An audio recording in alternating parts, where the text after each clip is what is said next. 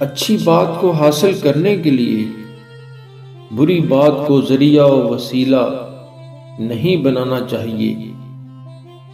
ہر روز اپنا منہ آئینے میں دیکھا کرو، اگر بری صورت ہے تو برا کام نہ کرو تاکہ دو برائیاں جمع نہ ہوں، اور اگر اچھی صورت ہے تو اس کو برا کر کے خراب نہ کرو۔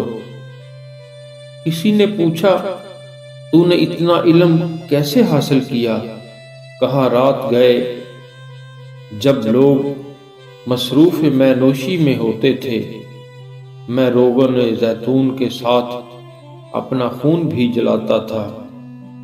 اہل علم کا امتحان اس کی کثرت علم پر نہیں ہوتا، بلکہ دیکھنا چاہیے کہ وہ فتنہ انگیز باتوں سے کیسے بچتا ہے۔ علم سے محبت کرنا دانش سے محبت کرنا ہے۔ خاموشی میں انسان کی سلامتی ہے۔ عورت کے دل پر بے زبان جواہرات و مرد کی فصیح و بلیغ تقریروں سے بھی زیادہ اثر کرتے ہیں۔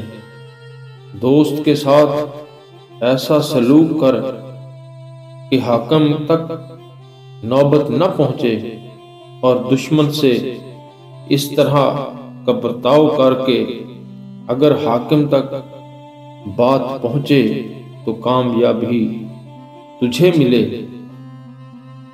بد نفس وہ ہے جو لوگوں کی بدی ظاہر کرے اور نیکی چھپانے کی کوشش کرے۔ سلامتی اسی میں ہے کہ اپنا منہ بند رکھو۔ جب تک مچھلی کا منہ بند رہتا ہے وہ کانٹے کی گرفت میں نہیں آتی۔ سب سے بڑی فتح اپنے آپ کو فتح کرنا ہے۔